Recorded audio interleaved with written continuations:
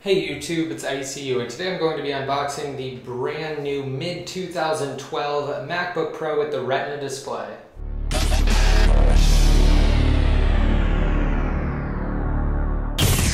Now first of all, I just wanted to say that I had an upgraded one on order with Apple. However, it's about 2 to 3 weeks out, so I just decided to see what I could get locally, and I came across this. Now this is just the very basic entry-level 2012 MacBook Pro with the Retina display. However, I will go over all of the specifications of the mid-range and also of the higher-end model that you can actually get online. So to start off, first of all, let's go over the box. Now on the front here, you just have a picture of the MacBook Pro. On the bottom and on the top, it just says MacBook Pro.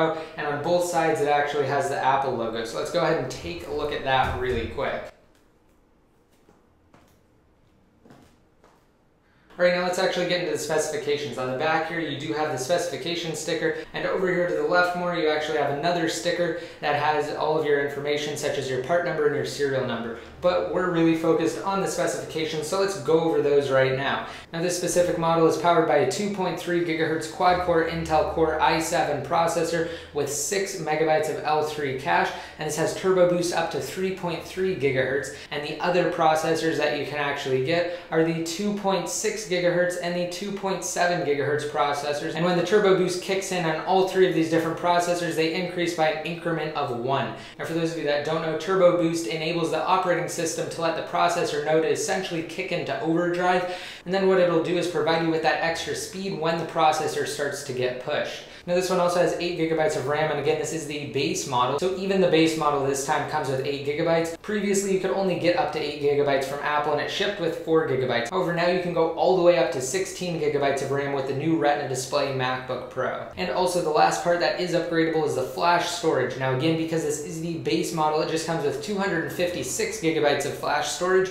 but you can also get it with either 512 or 768 GB of flash storage. Now of course, one of the key selling points aside from the flash architecture inside of this laptop is the new Retina display. Now this is a 15.4-inch LED backlit display with IPS technology or in-plane switching to allow for maximum viewing angles, and it also has a resolution of 2880 by 1800. Now this is outstanding. This is a total of 5 million pixels, and that's 3 million more pixels than your standard HD 1080p TV. So this is the highest resolution 15-inch laptop you'll find, and it provides for some really great quality. As far as graphics goes, it's equipped with an onboard Intel HD Graphics 4000. However, it also has a standalone GPU or graphics processing unit. That's an NVIDIA GeForce GT 650M graphics processor with 1 GB of GDDR5 or graphics memory. So unfortunately, you cannot upgrade the graphics in this laptop. It just comes the same throughout all of the models. Now, of course, you also have your standard built-in HD FaceTime camera,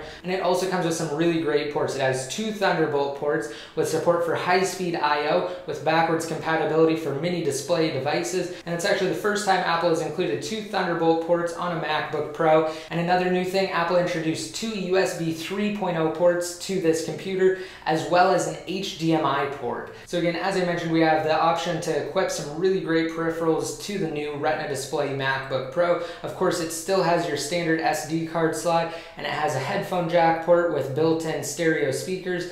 And of course it has your 802.11n Wi-Fi and Bluetooth 4.0, as well as a backlit keyboard and an ambient light sensor, and it comes equipped with OS X, obviously, and iLife. Now all of this technology is packed into a relatively slimmed down form factor in comparison to the older MacBook Pros, and it's definitely one of the thinner, more powerful laptops out there. Now it comes in at just 0.71 inches thick as opposed to 0.95 inches thick for the previous MacBook Pro models, and that's 25% thinner. Alright, now I think that's enough of going over the specs. Let's actually get into the unboxing of this.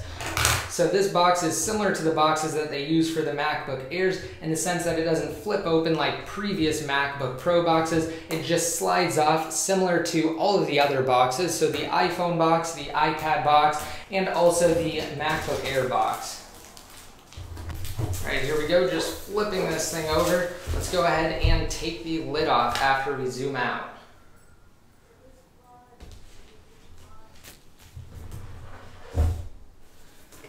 Okay, there we go, nothing inside of the top lid. Obviously, we just have the MacBook Pro on top, And once we take it out, we are greeted by just the charger and also this little booklet. Let's get into this first.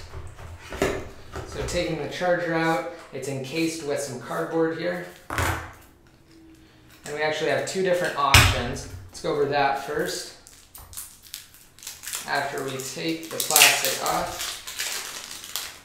So we can either plug this straight into the wall or we can take it off. And you can also buy adapters if you're in a different country that doesn't support the standard one that we use here in the United States. But like I said, two different options. You can either have this one plugged in, so you can just plug it straight into your wall, or you can plug this in to extend it. So you just plug this part into your wall. And this is the MagSafe 2.0 port, so this is different than what Apple used in previous generation MacBook Pro and MacBook Air models.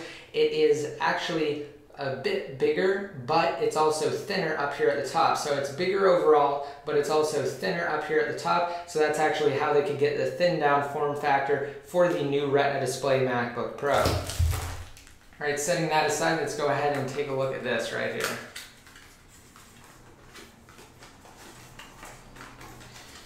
We're greeted by a first packet that just says hello. And it gives you a brief overview of the Mac, it looks like, just explaining different parts of the actual computer itself, and also kind of getting into the operating system. Looks like fingertips for the iPhone here, just some general information on the Mac itself. Setting that aside, we just have a little booklet here that goes over the MacBook Pro. All right, of course, we do have the two Apple stickers, and we also have a microfiber cleaning cloth here. All right, now let's get into what you all came to this video for, the new MacBook Pro.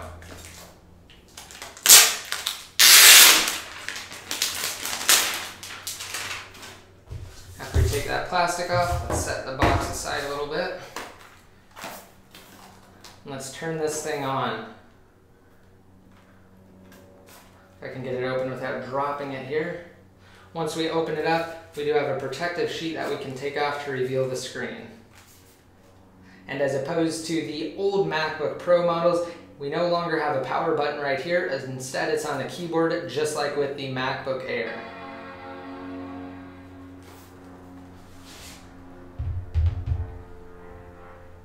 Now let's go ahead and wait for this thing to boot up and see how fast it actually takes to come on, thanks to the new flash architecture. That's another thing, because it actually doesn't have any moving parts. The fans hardly kick on, and when they do kick on, it's barely noticeable because the blades are positioned asymmetrically. So that means it spreads the sound of the fans throughout various frequencies to become less detectable to the user's ear. So that's just another cool thing I thought I'd mention.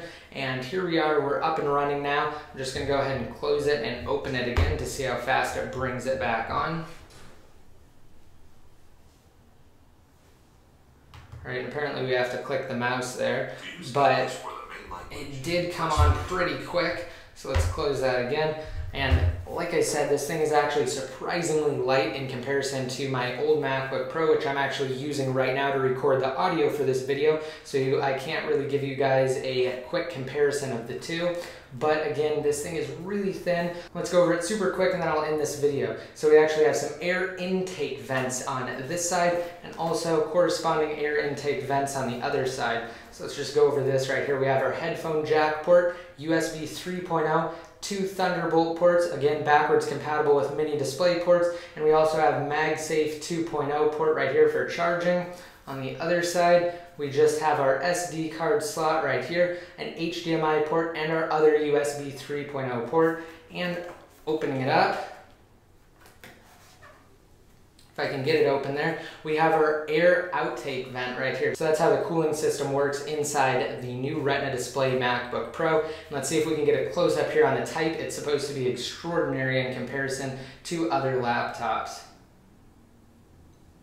All right, yeah, it definitely looks great. I'm certainly going to be looking over this MacBook, and I'll get back to you guys with what I think. Be sure to rate this video up if you like it, leave any comments down below in the comment section, and don't forget to hit that subscribe button to be notified every time I release new videos. And until next time, this is ICU, signing out.